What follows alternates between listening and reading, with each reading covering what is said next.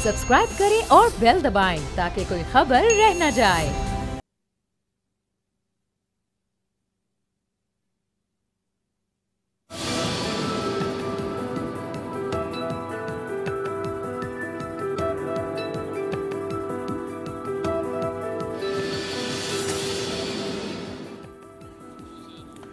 अस्सलाम वालेकुम व्यूअर्स, आप देख रहे हैं तब्दीली और मैं हूं आपके साथ अमीर अब्बास। पाकिस्तान के सियासी हालात अब बतदरीज तब्दील होते हुए नजर आ रहे हैं। इलेक्शन के फौरी बाद यानी जुलाई 2018 के इलेक्शन के फौरी बाद ऑपोजिशन में इत्तेहाद नजर आया, लेकिन वो इत्तेहाद बन न सका या इत्तेहाद कायम ना हो सका। और वो इत्तेहाद था हुकूमत के खिलाफ, और वो इत्तेहाद शुरू हुआ था धांधली के इल्जामात से। उसके बाद फिर हुकूमती गवर्नेंस के अंदर कुछ ऐसा खला और ऐसी खामियां नजर आई कि जिसके बाद ऑपोजिशन को मजीद मौका मिला कि वो इकट्ठी हो सके हुकूमत के खिलाफ। और इसके साथ साथ जो करप्शन के केसेस चल रहे हैं पाकिस्तान की बड़ी जमातों के अहम सरकर्दा रहनुमाओं के खिलाफ, ये भी एक कदर मुश्तरक बनी ऑपोजिशन जमातों में कि वो इकट्ठी हो सके हुकूमत के खिलाफ किसी भी महाज को खड़ा करने के लिए।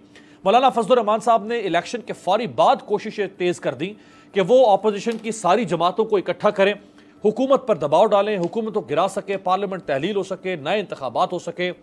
लेकिन पीपल्स पार्टी और मुस्लिम लीग नून फौरी तौर पर मौलाना साहब की इस बात के इस जो कायल कर रहे थे मौलाना साहब कायल ना हो सकी। लेकिन बिलाखिर अब कल जो है अब सारी बड़ी जमातें जिसमें मौलाना फजलुर रहमान साहब शामिल हैं, जमात इस्लामी शामिल है, जिसमें ANP शामिल है, PMLN शामिल है, पीपल्स पार्टी शामिल है, कल एक इफ्तार डिनर पर ये सारी जमातें और इनकी लीडरशिप इकट्ठी हुई। और अब ईद के बाद हुकूमत के खिलाफ बहस शुरू होने जा रहा है। ऑपोजिशन कहती है कि वो इसलिए इकट्ठी हो रही है हुकूमत के खिलाफ क्योंकि हुकूमत डिलीवर नहीं कर पा रही, हुकूमत गवर्न नहीं कर पा रही, हुकूमत की मुआशी पॉलिसियां अवाम दोस्त नहीं अवाम दुश्मन बनती जा रही हैं और हालात इमरान खान साहब के काबू से निकलते जा रहे हैं। लिहाजा ऑपोजिशन का इकट्ठे होना मुल्क को संभालने के लिए ज़रूरी है। मौलाना साहब ने तो यहाँ तक कहा कि हमें इस कश्ती को बचाना है जो कश्ती डूबती हुई नजर आ रही है। इस कश्ती के चप्पू हुकूमत से लेकर ऑपोजिशन अपने हाथों में लेना चाहती है, लेकिन इमरान खान साहब कह रहे हैं कि ये चोरों का एक टोला है, जो टोला इसलिए इकट्ठा हो रहा है कि इनको अपनी चोरी के ऊपर पड़ती हुई गिरफ्त जो है वो नज़र आ रही है। लिहाजा अवाम इन चोरों के टोले की बातों में मत आए। मैं चाहूँगा कि ज़रा माजी में पीपल्स पार्टी और मुस्लिम लीग नून की जो आला लीडरशिप थी, यानी मियाँ साहब और जरदारी साहब, इनका एक दूसरे के बारे में क्या मौक़िफ़ था, वो ज़रा प्रोग्राम के आगाज़ में आपको दिखाएं। फिर इस पर बात करते हैं कि क्या वाकई अवाम का दर्द है ऑपोजिशन को या कोई और दर्द भी है। आज पूछे जरदारी साहब को, जरदारी साहब ये $6 करोड़ आप कहां से लेके आए हैं? इस सवाल का जवाब उनके पास नहीं है, मां सिवाय वो जो साबित हो चुका है कि पाकिस्तान के अवाम के खून पसीने की कमाई है। जब से पाकिस्तान बना है तब से आज तक जितना कर्जा लिया है उससे आपने अपने 4.5 साल में 3 गुना ज्यादा कर्जा ले लिया है। अब आप क्या समझते हैं कि ये कर्जा कौन उतारेगा? ये हमारे आने वाली नस्लें उतारेंगी, हमारे बच्चे उतारेंगे या आपके बच्चे उतारेंगे जो यहां रहते ही नहीं? जरदारी साहब, इस तरह से ये मुल्क नहीं चलेगा। आप हमारी खुदमुख्तारी बेच रहे हैं, आप पाकिस्तान की सॉवरेनिटी को दांव पे लगा रहे हैं, हमारे इज्जत नफ्स को आप कॉम्प्रोमाइज कर रहे हैं, हमारी सेल्फ रिस्पेक्ट का सौदा हो रहा है यहाँ। इस मुल्क को खतरा और किसी से नहीं है, इन मुल्क को खतरा सिर्फ जाति उम्रा से है। ये चाहते हैं कि मुल्क कमजोर हो जाए तो फिर ये मोदी का यार और मोदी मिलके जो करना चाहे वो करे। जब चाहूं मैं इनको निकाल सकता हूं, इसमें मुझे कोई देर नहीं लगेगी। ये खिलाड़ी और जरदारी सब मिले हुए हैं, सब मिले हुए हैं, सब मिले हुए हैं। जरदारी ना जरदारी के खिलाफ खिलाड़ी बात करते हैं और ना खिलाड़ी के खिलाफ जरदारी बात करता है, ना जरदारी के खिलाफ खिलाड़ी बात करता है। राइट जी, आगे चल के भी आपको दिखाएंगे कि दोनों जमातों का एक दूसरे के बारे में मौक़िफ़ क्या था। आप सब जानते हैं कि वो क्या मौक़िफ़ था। मेरे साथ जो ऑनरेबल पैनल मौजूद है, राना मोहम्मद अफजल साहब ऑनरेबल मेंबर साबिक वजीर भी रह चुके हैं पाकिस्तान मुस्लिम लीग नवाज से, हमें ज्वाइन कर रहे हैं वीडियो लिंक पे। राना साहब आपका बहुत शुक्रिया। शौकत बसरा साहब पाकिस्तान तहरीक इंसाफ के मरकज़ी रहनुमा और तर्जुमान हैं पंजाब हुकूमत के, हमारे साथ मौजूद हैं, लाहौर से आपको भी बहुत शुक्रिया। और कमर चीमा साहब माहिर तालीम भी हैं, पॉलिटिकल एनालिस्ट भी हैं, हमारे साथ मौजूद हैं इस्लामाबाद स्टूडियो में। चीमा साहब आपका बहुत शुक्रिया। राना साहब आपसे आगाज़ करता हूँ। राना साहब माशाल्लाह दोनों बड़ी जो जमातें हैं आपकी और जरदारी साहब, दोनों की लीडरशिप जो है वो मुसलमान भी है, रोज़े भी रखती है, पहले भी रोज़े रखते होंगे। ये 2013 से लेकर 18 के दरमियान 5 साल में 5 रमज़ान आए, कभी इस तरह इफ्तार डिनर पे एक दूसरे को नहीं बुलाया। ये इस दफ़ा इफ्तार डिनर क्यों याद आ गया? बड़ा अच्छा सवाल है आपका, शुक्रिया। देखें, बात यह है कि एक बात तो तय है कि इस डिनर के अंदर 2 पार्टियां नहीं थी, बहुत सारी पार्टियां थी, तकरीबन सारी ऑपोजिशन थी। दूसरी बात यह है कि यकीनन हमारे दरमियान में कभी इत्तेफाक नहीं रहा और हम एक अपना अपना एजेंडा उसके ऊपर हम काम करते रहे। लेकिन हमने पाकिस्तान की बेहतरी के लिए चार्टर ऑफ डेमोक्रेसी साइन किया था। वो डिवाइड एंड रूल के तहत जो एस्टेब्लिशमेंट थी, जो ताकतें थी, उन्होंने चलने नहीं दिया। और अब जब हालात पाकिस्तान के इस डगर पे चले गए कि दोनों पार्टियां मारे खा खा के सियासत को तबाह करके, जमहूरियत को तबाह करके उन्होंने तीसरा बकरा तलाश कर लिया।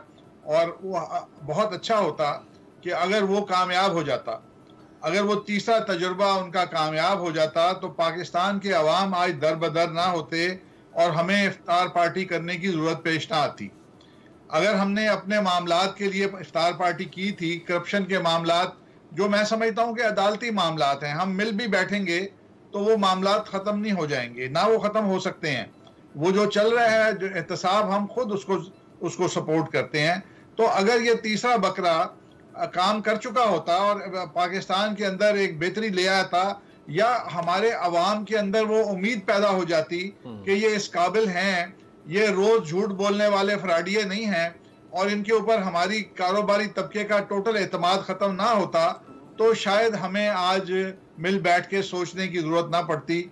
लेकिन हालात इतने गंभीर हो चुके हैं कि आज मिल बैठ के सोच के हल तलाश करने में ही पाकिस्तान की बका है। राना साहब, और आप इसको पॉजिटिवली देखें। राना साहब, एक तो पॉजिटिवली देखें। राना साहब, एक तो अगर मिल बैठेंगे तो ये पाकिस्तान बनाने वाली जमातें हैं। सही। राना साहब, एक तो आप कह रहे हैं कि वो बेचारा बकरा है, किसी और ने उसको बकरा बनाया होगा अपनी ख्वाहिशात के लिए। एक तो किसी और ने उसको बकरा बना दिया, फिर आप उस बकरे की कुर्बानी लेना चाह रहे हैं। एक किसी और ने उस पर जुल्म किया, रही से कसर आप अपने जुल्म से पूरी करना चाहते हैं बकरे पे। बकरा होता तो ठीक था, वो बकरी निकला, वो चल नहीं सकता। ठीक है शौकत बसरा साहब, अब मैं इसमें क्या कह सकता हूँ, सवाल आप सामने खुद ही राना साहब ने रख दिया है। लेकिन एक बात तो है बसरा साहब के मौका तो आप दे रहे हैं ऑपोजिशन को, ऑपोजिशन के अंदर भी इंतशार था, लेकिन ऑपोजिशन को मुत्तहिद होने का मौका तो खुद आपकी हुकूमत ने दे दिया। ना इतनी बदतरीन कारकर्दगी मईशत से लेके और बाकी शोबों में आप दिखाते, ना इनको मौका मिलता इकट्ठे होने का। अमीर अब्बास, अभी आपने दोनों के शॉट चलाए, मैं सिर्फ कुछ तनकीद नहीं करूंगा, लेकिन ख्वाजा आतिफ साहब ने एक बात कही थी, कोई शर्म होती है, कोई हया होती है। सिर्फ इस पे ये ऐड करूंगा, वो उनके पास होती है जिनके पास शर्म हया हो। दूसरी बात, देखता जा शर्माता जा। तो राना साहब की मैं गुफ्तगू सुन के और उनके वो खाली कह कहे और जबरदस्ती हंसने वाले, कहने ने बंदा ढीठ होना चाहिए, शर्म आन जाने वाली गल है। अंदाजा करें यार, ये है मुफादात, ये है लुट मार की अंजुमन का इकट्ठे होना। मैं पहले इस पे तबसरा कर लूं, उसके बाद मैं आपकी बात पे आता हूं। आपने कहा हम परफॉर्म करते तो ये मौका ना आता। मेरे भाई, हमने परफॉर्म किया तो ये सारे चोर इकट्ठे हुए हैं ना। अगर मुझे बताइए, मियां नवाज शरीफ अगर जेल ना जाते तो ये जो मरियम नवाज दिल्ली फरमाती थी कि चार शौकत भाई आपने कहा कि आपकी परफॉर्मेंस इतनी अच्छी है कि ये इकट्ठे हो गए। ये तो और जो प्राइम मिनिस्टर कहते हैं घबराना नहीं है। मैं मेरी बात सुनिए, मैं उसको क्यों कहता हूँ, मैं बात मुकम्मल कर लूं जरा। तो इनको ये इकट्ठे हो रहे हैं अपनी दौलत बचाने के लिए, आल माल औलाद, अब्बू बचाने दोनों। एक का अब्बू जेल में पड़ा है, एक का अब्बू जेल में जाने वाला है, एक का चाचा जो है मुल्क से बाहर भाग गया है, कजन बाहर भाग गया। अंदाजा करें ना कौन से लोग इकट्ठे हो रहे हैं। टीटियों वाले, कुल्फे वाले, गोले वाले, बर्फियों वाले, वो लोग इकट्ठे हो रहे हैं मेरे भाई। तो इसलिए मैं आपको फिर अर्ज करूं, वो कहते हैं एक बड़ा आजकल फिक्रा मशहूर है फेसबुक पे कि इलाके का थानेदार अगर तकड़ा और शरीफ आ जाए ना तो तमाम चोर जो होते हैं उनकी शामत आ जाती है, वो इकट्ठे हो जाते हैं। अब आपने कहा घबराना नहीं है, मैं आपको अर्ज करूं अमीर अब्बास, जो लोग तो कप्तान इमरान खान के साथ हैं उनको पता है कि इमरान खान लड़ेगा, आखिरी गेंद तक लड़ेगा, और जब तक इमरान खान नहीं घबराता वो लोग नहीं घबराएंगे जो इमरान खान के साथ है। हाँ, जो ये वाला टोला कटवा इनको जरूर घबराना चाहिए। आप वैसे मसना साहब आप अंडर एस्टिमेट कर रहे हैं, आप इनको अंडर एस्टिमेट कर रहे हैं। यार जाने दो, हंसने वाली बातें अमीर बात ना करो यार। वो दिन डुब्बा जिधर कोड़ी जड़े कुबा, आज तो मैं हंस रहा हूँ, आप किनको कह रहे हो ये जलसे जुलूस करेंगे? ओ भाई, ओ ये तो सब किस लिए इकट्ठे हुए हैं? दो जमातें दो बड़ी हैं, ये सारा कुछ डिपेंड करते हैं मौलाना फजल रहमान में और दूसरी जमातों से। आज आपने जस्टिस जावेद इकबाल साहब का इंटरव्यू नहीं सुना जो जावेद इकबाल साहब ने कोट किया? आज इन दोनों को ये कह दिया जाए कि आप तीसरे मुल्क के जरिए दौलत दे लें, आप के केस बंद कर देते हैं, तो आप कहते ना, देखिए आप भी तो यही चाहते, आप भी यही चाहते थे ना कि पैसे वापस आए। आपने जरूर उनको शर्मिंदा करना है, आप किसी तीसरे हाथ से पैसे ले लें, उनसे मामला खत्म करें, उनकी भी जान छोड़ें। ना ना ना ना, बड़ा अहम नुक्ता उठाया आपने। देखिए ये किसी चोर वाले चतर वाली गल नहीं होनी, बात ये होनी है कि जो लूटा है कौम को पता चले कि इन लोगों ने जिस दर्दी बेदर्दी के साथ आप मुंह काला करना चाहते हैं, मुंह काला करना चाहते हैं आप सबका। मैं कहता हूं कि हाँ शौकत बसरा है, हाँ कोई और है जिसने मुंह लूटा, जिसने मुल्क को लूटा है, उसे वो गांव में ना जब कोई चोर पकड़ा जाता है ना, उसे गधे पे बिठा के उसका मुंह काला करते हैं और पूरे गांव को उसको चक्कर लगाते हैं। राणा साहब को पता है हम दोनों गांव में रहने वाले बंदे हैं। बात ये है भाई, एक लम्हे की परेशानी नहीं है। मैं तो यकीन मानते 25 साल पीपल्स पार्टी में रहा, 25 साल पीपल्स पार्टी में रहा। शौकत भाई आप कह रहे हैं कि इनको गधे पे बिठा के आप इनका मुंह काला करेंगे, वो आपको बकरी कह रहे हैं। बकरी अगर बकरी है आप तो फिर बकरी में इतनी जरूरत तो नहीं है कि वो किसी को, बकरी तो किसी को गधे पे नहीं बिठा सकती। तो मुझे ये बताया कि ये जो चूहे सब इकट्ठे हो गए हैं तो इतना इकट्ठे होते, ये बकरी की कहने सारा अब ये एनिमल किंगडम ना बना दे मेरे शो को जरा। मैं जरा एक कुछ और चीमा साहब को भी जरा शामिल करूं। चीमा साहब ये जरा मरियम नवाज साहिबा और बिलाल जरदारी साहब, यानी पहले जरदारी साहब और नवाज शरीफ साहब, जरदारी साहब और शहबाज शरीफ साहब, नवाज शरीफ साहब और मोहतरमा बेनज़ीर साहिबा, जब ये एक दूसरे के मुकाबले होते थे तो ये एक दूसरे के खिलाफ सख्त ज़बान इस्तेमाल करते थे। अच्छा, बिलावल और मरियम बीबी जो है, जरा ये दिखाएं ये एक दूसरे के बारे में क्या राय रखते हैं?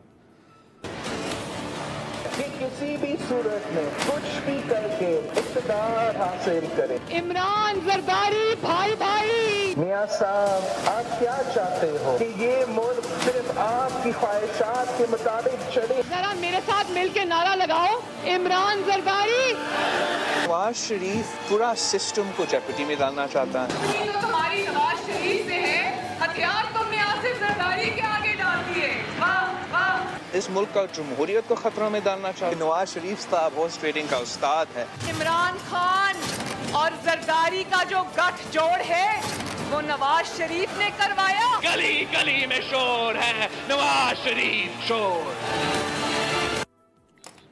चीमा साहब ये इस एक्सटेंट पर जाके जब आप एक दूसरे के खिलाफ बोलते हैं, इस एक्सटेंट पर जाके आप इसको अंडू कैसे कर सकेंगे? लोग क्या ये बाय कर लेंगे ऑपोजिशन की बात कि हम करप्शन की वजह से या अपने मुकदमात की वजह से इकट्ठे नहीं हो रहे, हम तो अवाम के दर्द में इकट्ठे हो रहे हैं? क्या लोग बाय करेंगे ये? देखिए ये तो सारी पॉलिटिकल जमातें हैं, पार्लियामेंट्री सिस्टम में ऐसे चलता है। इनको पता है कि हमने कल को अगर थोड़े नंबर इनके ज़्यादा होते तो हो सकता है नवाज शरीफ और पीपल्स पार्टी गवर्नमेंट बनाने की पोजीशन में होते हैं और वो कहते हैं जी हम इकट्ठे हो जाते हैं। सो मेरा ख्याल है कि ये चलता है, इस सिस्टम में चलता है और ये हमेशा ऐसे ही रहेगा। हम टीवी वाले इसको दिखाते रहेंगे, इनको परेशान करते रहेंगे, अवाम कहेंगे देखो ये क्या कर रहे हैं। सो ये एक नॉर्मल बिजनेस है, मैं इसे नॉर्मल बिजनेस समझता हूँ क्योंकि इनके लिए सबसे इंपॉर्टेंट चीज़ ये है कि आपने पावर में कैसे पहुँचना है। उसके लिए अगर आपको किसी से भी, देखिए इस मुल्क में राइट एंड लेफ्ट इत्तेहाद कर लेता है। पीपल्स पार्टी जो है वो JUIF से इत्तेहाद कर लेती है, ANP लेफ्ट के साथ बैठ जाती है। कोई नजरियाती सियासत तो नहीं है हमारे मुल्क में जिसको हम कहें कि जी बड़ी ज़बरदस्त किस्म की नजरियाती सियासत है और हम जो है वो पार्टियां जो है वो एक दूसरे के साथ बैठने को। आपको याद होगा 2008 के बाद नून लीग और पीपल्स पार्टी भी इकट्ठे बैठे थे, आग और पानी का मिलाप है। तो वो थोड़ी देर के लिए बैठ गए थे, फिर बाद में काफ लीग ने वो गैप फिल कर लिया। सो देखना ये कि ये चलता रहेगा, आगे जाना है। आगे की सिचुएशन ये आ रही है कि ये इमरान खान साहब को एक कॉमन डिफेंस देना चाह रहे हैं कि भाई हम जो हैं हमें लाइट ना लिया जाए, अगर आप हमारे खिलाफ केस लेके आ रहे हैं जो कि आपके पास कोई केस ही नहीं है। हम अब पहले में भी हम बात कर रहे थे कि इमरान खान साहब ने तो केस ही नहीं बनाया, इनके खिलाफ 10 महीने हो गए हैं, सारी वजारतें पास, सेक्रेटरी पास, फाइलें पास। तो ये तो मेरा ख्याल है ये तो नून लीग और पीपल्स पार्टी वालों को मतलब खुश होना चाहिए, कॉन्फिडेंस आ रहा है उनको, सर्टिफिकेट मिल गया हुकूमत की तरफ से कि आपने करप्शन ही कोई नहीं। और वो शहजाद अकबर साहब की पता नहीं अभी तक कानून साजी मुकम्मल नहीं हुई, वो कह रहे हैं हम कानून साजी कर रहे हैं, हम जो है ट्रीटीज कर रहे हैं इंग्लैंड के साथ और बाकी मुल्कों के साथ कि हम पैसा वापस लेके आएंगे, वो तो कोई नजर नहीं आ रहा। और गवर्नमेंट के पास कोई भी केस भी नहीं है इनके खिलाफ। पुराने नैब के केसेस के ऊपर सारी की सारी जो बयानबाजी और सियासत जो है वो गवर्नमेंट कर रही है। तो अगर वो सियासत और बयानबाजी नैब के ऊपर ही करनी है और लग तो फिर यही रहेगा ना कि नैब और जो है वो पीटीआई का इत्तेहाद है, यही गवर्नमेंट यही ऑपोजिशन कह रही है।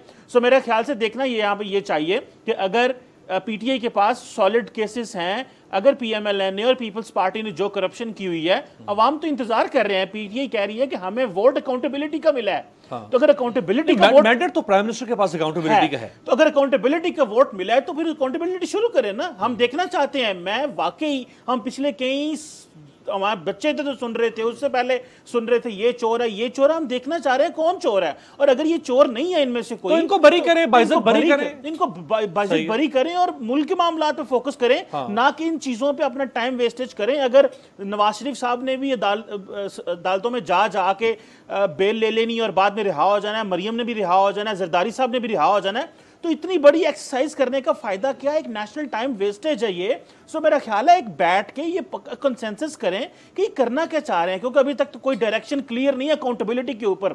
जो अकाउंटेबिलिटी चल रही है वो नैब की अकाउंटेबिलिटी चल रही है, जिसको भी कंट्रोवर्शियल किया जा रहा है। वो पुराने मुकदमात हुकूमत बनने से पहले वो पुराने मुकदमात है और नैब इटसेल्फ कंट्रोवर्शियल हो रही है बहुत सारी वजूहात की वजह से। सो मेरा ख्याल है अगर पीटी वाकई चाहती है कि वो नवाज शरीफ को और जरदारी साहब को सजाएं देना चाहते हैं, केस बनाए, हम भी देखें, और एटलीस्ट हम तो ये चाहते हैं कि एक लॉजिकल कंक्लूजन में पहुंचे।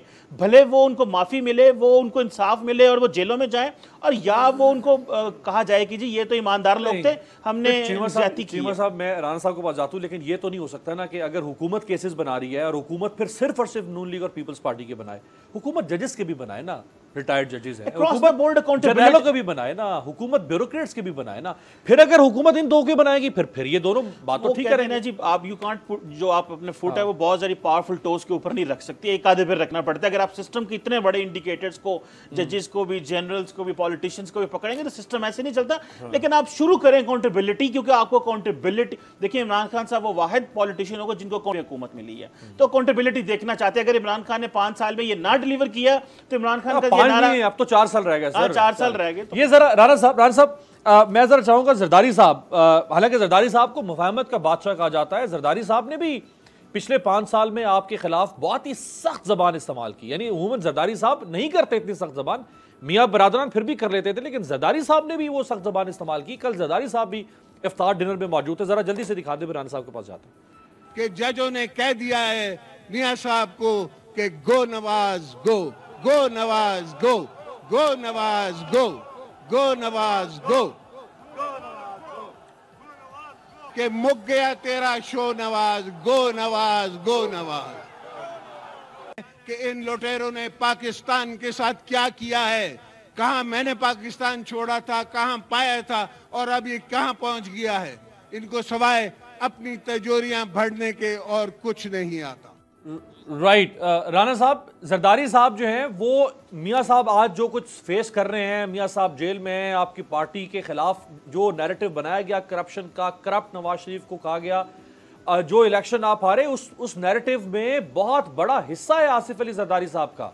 आपको इलेक्शन हराने में, आपको अवाम को बदजन करने में जरदारी साहब का हिस्सा बहुत बड़ा आपके साथ। देखें, बतौर एंकर आज आप हमारे साथ इंसाफ नहीं कर रहे। अगर आपने इंसाफ करना था तो जो MQM के बारे में इमरान खान की स्पीचेस हैं, जो काफ लीग के बारे में इमरान खान की स्पीचेस हैं, जो शेख रशीद के बारे में, तो कुछ बैलेंस कर लेते हैं, वो भी बता देते हैं। हम तो कल के इफ्तार, हम तो नया जो अलायंस बन रहे हैं हम तो उस पर बात कर रहे हैं ना, इस तरह तो फिर बहुत ही पीछे कहानी चली जाती है ना। नहीं, मेरे ख्याल काफी पीछे चले गए हैं हम, और अगर आपने वहीं से शुरू करना है तो आपको खुश होना चाहिए कि अगर जमातों के अंदर अगर इत्तफाक राय आ रहा है और वो ज्यादा मैच्योरिटी से पाकिस्तान की खिदमत करना चाह रही हैं, और ये इनका जो बयानिया है कि जी ये अपनी करप्शन खत्म करने के लिए आ रहे हैं, कैसे करप्शन खत्म होगी? इनसे पूछें कि एक्सप्लेन कर दें कि अगर हम इकट्ठे हो जाते हैं और इमरान खान को अपना वक्त से पहले इलेक्शन करवाने पड़ जाते हैं और पाकिस्तान की आवाम नई पार्टीज को एक नया मैंडेट दे देते हैं, तो फिर इनको क्या एतराज हो सकता है? और दूसरी बात यह है कि देखें, जजेस के बारे में कहा जाता था कि उनके फैसले बोलते हैं। आज आप देखें चेयरमैन नैब आ गए हैं मैदान के अंदर और उन्होंने जो आके स्पीचेस करके और एक अपोजिशन पार्टी के ऊपर इल्जामात लगाने की कोशिश की, ये मैं पाकिस्तान में कभी ये चीजें देखता नहीं था। और ये चीजें जो हो रही हैं, दुनिया भी पाकिस्तान को देख रही है कि ये एक बिल्कुल बनाना रिपब्लिक बनता जा रहा है। आज स्टेट बैंक ने जो कर्जे का रेट बढ़ा दिया, ये इश्यूज हैं जो पाकिस्तान को दीमक की तरह, कैंसर की तरह खा रहे हैं। आज पाकिस्तान के अंदर सरकारी रेट 12.25% हो गया और जो कर्जा मिलेगा इंडस्ट्री वाले को या ताजर को, वो 15.5% से ऊपर मिलेगा। अब मुझे बताएं कि मुल्क के अंदर इन्फ्लेशन का प्रेशर उतना नहीं है जिसकी वो इन्फ्लेशन डिमांड नहीं करती कि आप कर्जे का रेट बढ़ा दें। मुल्क के अंदर लोग कर्जा लेना ही नहीं चाह रहे, बैंकों के पास पैसे पड़े हैं, डिमांड नहीं है, फिर आप बैंकों का रेट बढ़ा रहे हैं। आज ये हुकूमत आपको IMF के शिकंजे में और आपको दरबदर कर दिया इन्होंने। और जिस तरीके से कर्जों का बोझ पाकिस्तान के ऊपर बढ़ रहा है और इनको सूद देने पड़ेंगे और हाई रेट के ऊपर देने पड़ेंगे। हम तो चाहते हैं कि इन चीजों पे बात हो। ये जो गुफ्तगू शनीद हो रही है, मैं राना साहब यहाँ मैं आपसे एक ज़िमनी सवाल करूंगा, एक ब्रेक से वापसी पे मैं आपसे से सवाल करूंगा कि आप जो इस वक्त इकोनॉमिक क्राइसिस का जिम्मेदार हुकूमत को करार दे रहे हैं, जाहिर बात है हुकूमत वक्त है, वो जवाब तो उसको देना पड़ेगा, वो जिम्मेदार है या नहीं, लेकिन जवाब तो हुकूमत को देना पड़ेगा। लेकिन माजी में जो मैंने आगाज में दिखाया, आप दोनों जमातें इकोनॉमिक क्राइसिस का जिम्मेदार एक दूसरे को करार देती थी, तो वो जिम्मेदारी क्या खत्म कर दी जाए और ये नई जिम्मेदारी के ऊपर सवाल सारे किए जाने चाहिए? एक ब्रेक के बाद।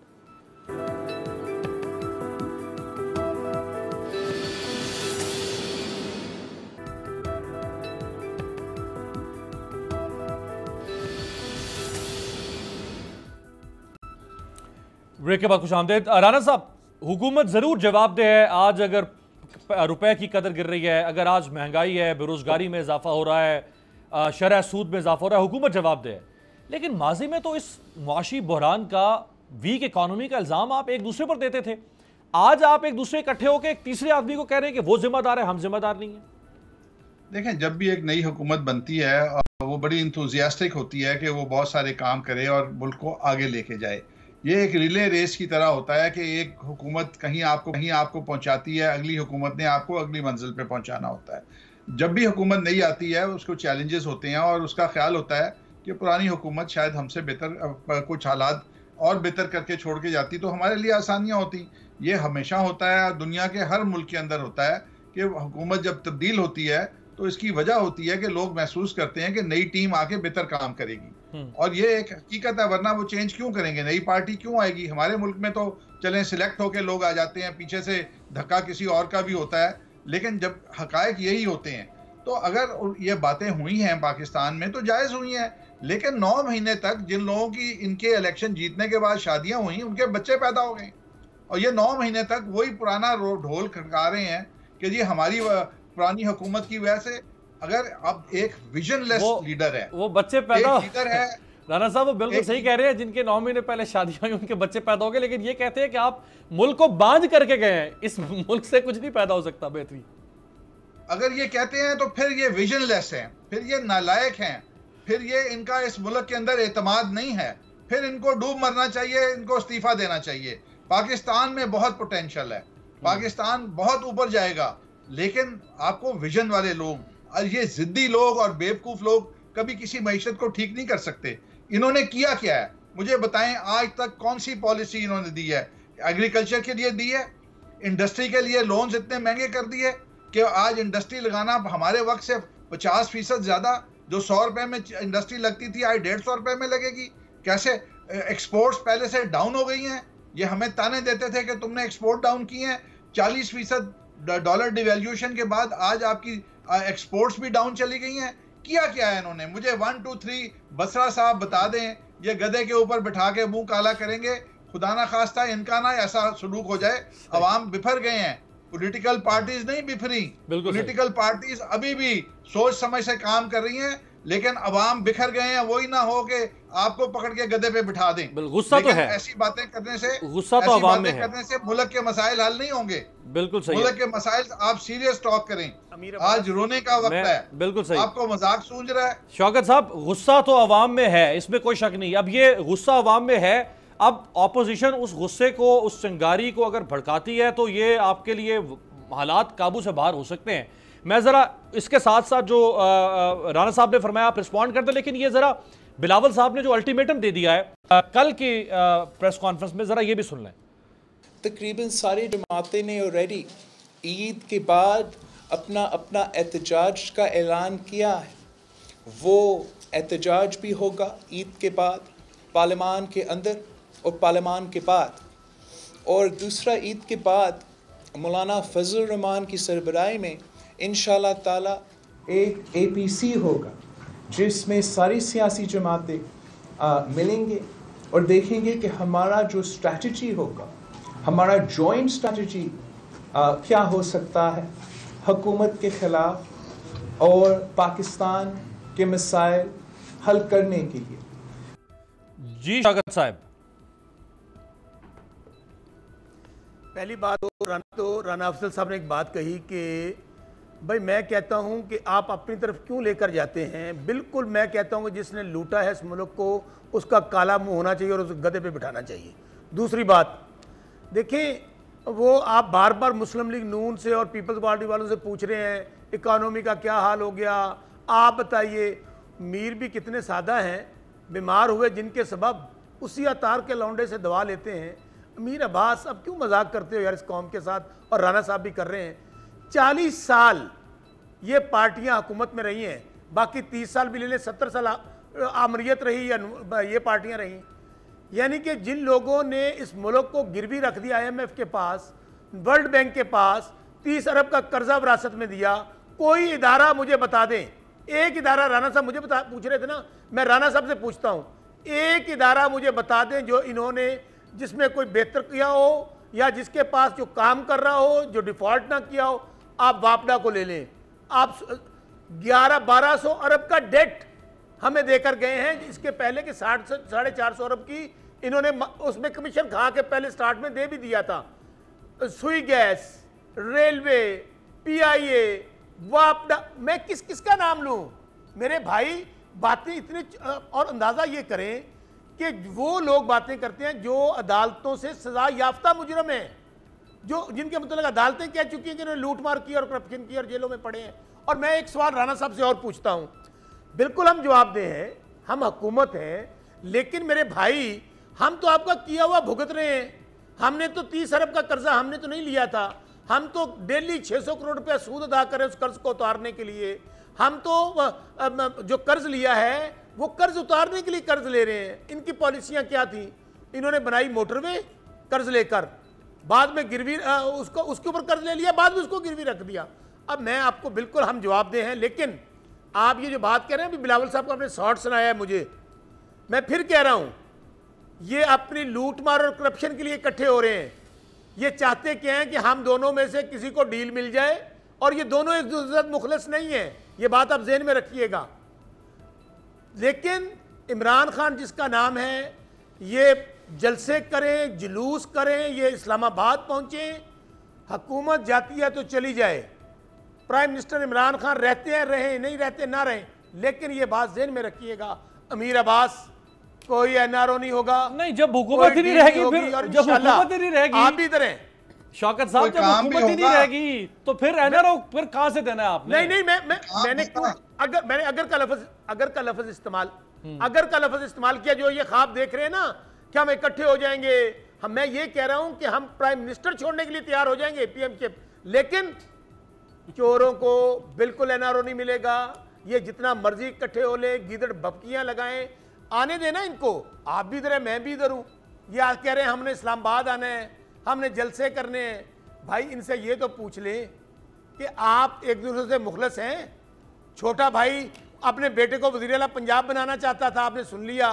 बड़ा भाई जो है अब किधर गई बीमारी मियां नवाज शरीफ की? लेकिन शौकत साहब 5 अटैक डेली होते थे। शौकत साहब देखें, गुर्दा 5वीं स्टेज पे था। शौकत साहब एक कोई हुकूमती एक बात मुझे देखिए ना, आपने उनको इंटरप्ट नहीं किया, मुझे एक और बात कर लेने दीजिए। मैं आपको फिर अर्ज करूं ऑन अ सीरियस नोट, जो सियासत है ना ये अपने फाइनल राउंड में दाखिल होगी। ये बात अब मेरी आज रिकॉर्ड पे रखिएगा, आप सुनाइएगा दोबारा। ईद के बाद ये जो पाकिस्तान को जिन्होंने जो कैंसर की तरह ये लगे हुए थे पाकिस्तान को, जिन्होंने पाकिस्तान का बेड़ा गर्क किया है, जिनकी वजह से आज हम प्रॉब्लम में आ रहे हैं, हमारी इकोनॉमी प्रॉब्लम में आ रही है और इंशाल्लाह हम यहां से निकले। इन तमाम पार्टियों का यौम हिसाब है।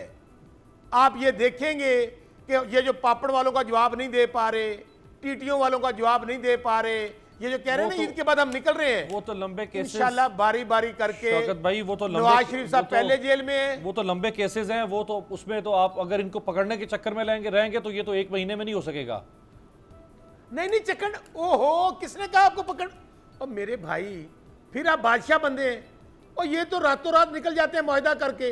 खाना काबा में बैठ के कहते हैं हमने कोई मुआहदा नहीं किया, 5 साल का 10 साल का खाना काबा, अभी भी ये जा रहे हैं। किसने देखी है आपके जलसे जुलूस? किसने देखे हैं कि लॉन्ग मार्च करना है और जलसे करने? और मेरे भाई ये चाहते हैं कि हमें नीवा नीवा होकर पतली गली से निकल लेने दें, हमें जाने दें। अच्छा लेकिन एक और चीज मैं दिखा दूं, जेडी चोपड़ रोटियां देती सी राणा साहब, कोई आपको एनआरओ नहीं मिलना। चलो एक और चीज मैं दिखा दूं जरा, शौकत भाई एक दिखा दूं जरा। मौलाना फजल, ये भी मौलाना साहब भी चैंपियन ऑफ डेमोक्रेसी हैं। मौलाना साहब 25 जुलाई को इलेक्शन था, 22 जुलाई को मौलाना फजल रहमान साहब पीपल्स पार्टी के बारे में क्या कुछ कह रहे थे, और कल मौलाना साहब बिलावल साहब के बाएं जानिब बैठे हुए थे। जरा दिखा दें, फिर चीमा साहब से बात करते हैं। पाकिस्तान पीपल्स पार्टी जिसकी गुफ्तगू का आगाज जमहूरियत से होता है और जिसका खात्मा जमहूरियत पर होता है। जब 1970 में शेख मुजीबुर रहमान बड़ी अक्सरियत से कामयाब हुआ तो उसकी अक्सरियत का इनकार उस वक्त पीपल्स पार्टी ने नहीं किया था। इसको कहते हैं जमहूरियत, कि आप कौम की मुंतखब अक्सरियत का इनकार कर दें। और जनाब जुल्फकार अली भुट्टो ने उस वक्त ये कहा था, इधर हम और उधर तुम। उन्होंने कहा था 2 पार्लियामेंट होने चाहिए, उन्होंने कहा था 2 वजीर आजम होने चाहिए, मशरक़ी पाकिस्तान का वजीर आजम अपना और यहाँ का वजीर आजम मैं हूँगा। मुल्क को 2 लख्त करना, जमहूरियत का इनकार करना, और फिर सन 1973 में बलोचिस्तान की मुंतखब असम्बली और उसकी मुंतखब हुकूमत को बरतरफ किया गया। ये थी उनकी जमहूरियत का आगाज। सन 1977 के इंतखाबात में मुल्क भर में धांधली की गई, ये भी इसी पीपल्स पार्टी की तारीख है। आज वो हमारे सामने किस बुनियाद पर जमहूरियत की बात करते हैं? राइट जी, चीमा साहब ये कोई 10-15 साल पुरानी बात नहीं है। ठीक 10 महीने पहले मौलाना साहब का पीपल्स पार्टी के बारे में ये रवैया या राय थी। आज वो पीपल्स पार्टी को साथ मिला के जमहूरियत बचाना चाहते हैं। देखें, अगर मौलाना तो सिंध के अंदर जो करप्शन अगर थी, चला दें। देखें अमीर अब्बास से फिक्रा मुझे क्या लेने दें, वो भी चलाएं जो काफली के परवेज इलाही के बारे में था, वो भी चलाएं जो एमक्यूएम के बारे में था। अगर अमीर अब्बास वो आप 60 चला दें, राणा साहब एक मिनट, अमीर अब्बास अगर आप वो 60 चला दें जिसमें ये चोर डाकू अली बाबा 40 चोर तो कहते रहे एक दूसरे को, जिसमें जरदारी साहब और बिलावल साहब कह रहे थे मोदी का जो यार है गद्दार है। राणा साहब पहले नाराज हो रहे हैं मेरे से 60 चलाने पे, आप ग्रेटर पंजाब बनाना चाहते हैं। अच्छा चलिए, ये तो को गद्दार की डिग्रियां दे रहे थे यार। चलो चीमा साहब से जवाब दे। वो भी चला दें जो इमरान खान ने फौज के बारे में कहा था, वो भी चला दें।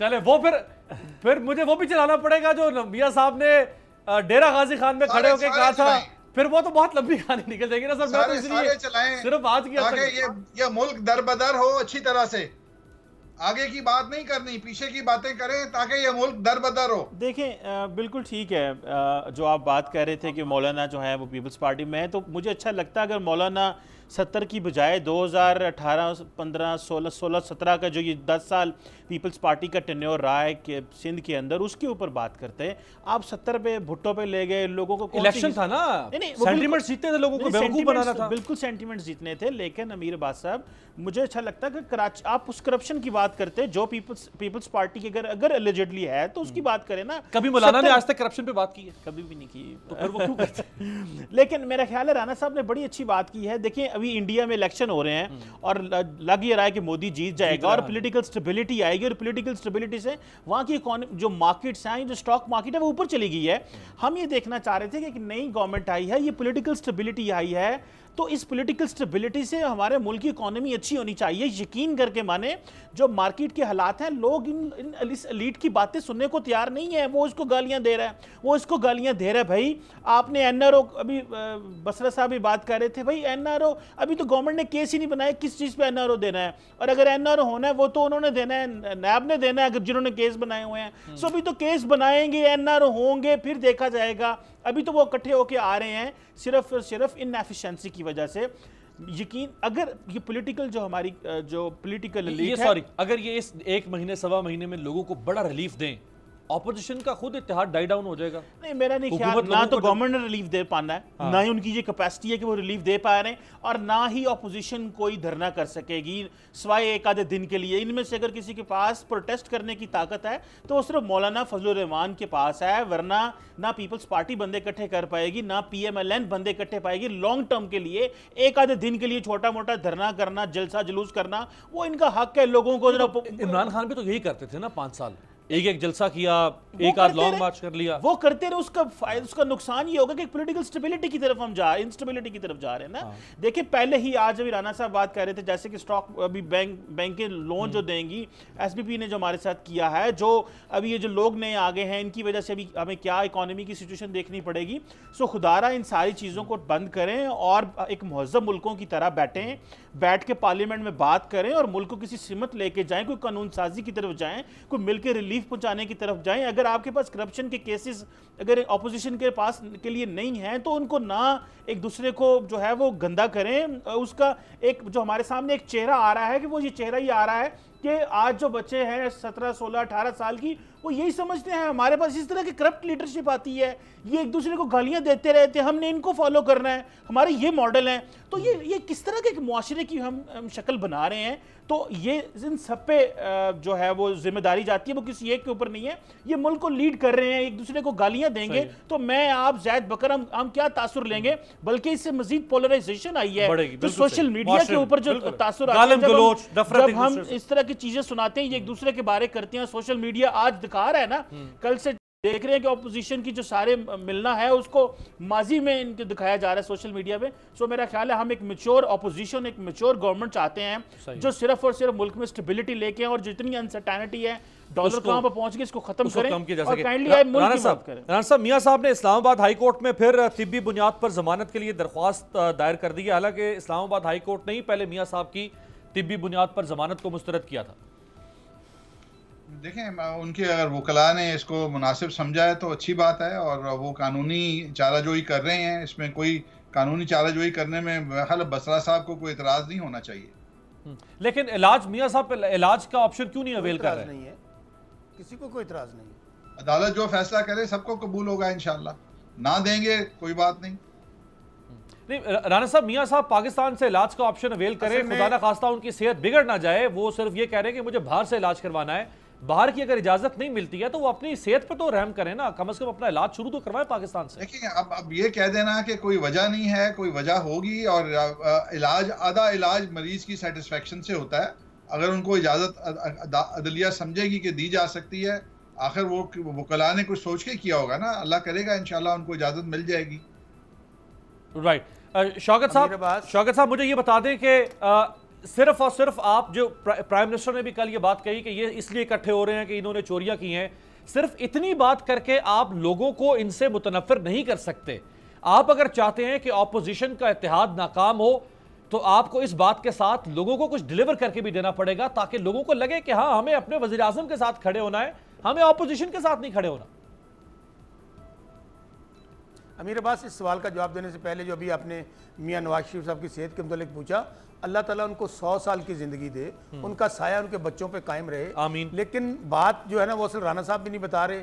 असल में मियां साहब का ना दिल लग रहा है जेल में, ना दा लग रहा है। उसकी वजह क्या है मुझे आज बता देना कि मियां साहब उनको जमानत मिली 1.5 महीने की, ये एक बार भी किसी अस्पताल में दाखिल नहीं हुए, बार बार कह रहे थे मैं PIC नहीं लेकर जा रहे। अब वो बीमारी कहाँ चलेगी जिसके मुतल्लिक डेली मरियम बीबी के ट्वीट्स आते थे कि जी मियाँ साहब को 4 अटैक हो गए, 5। यार मैं तो यहाँ पर मियाँ साहब की हिम्मत है, मैं फिर कह रहा हूँ 70 साल के हैं, मेरे जैसा बंदा जो 40-50 साल में है, मुझे 2 अटैक हो जाए मैं जिंदा नहीं रह सकता।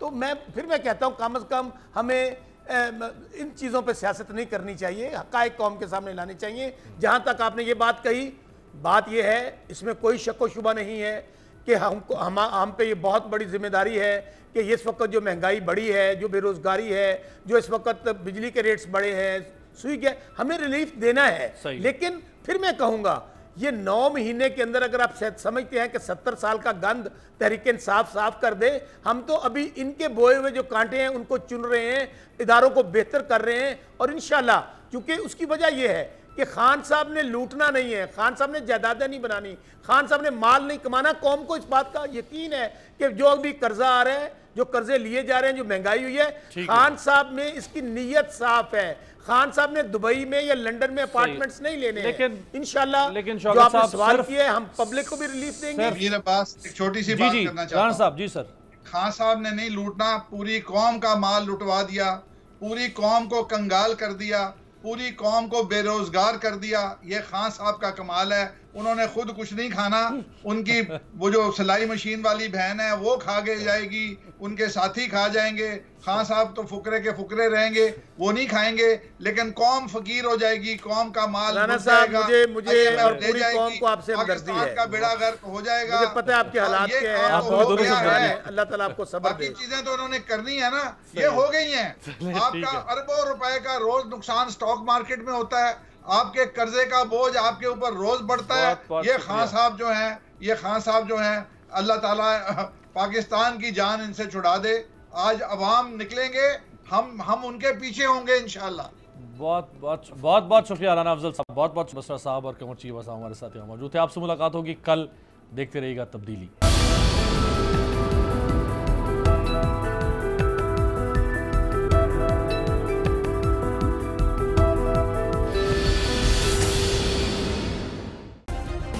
सब्सक्राइब करें और बेल दबाएं ताकि कोई खबर रह न जाए।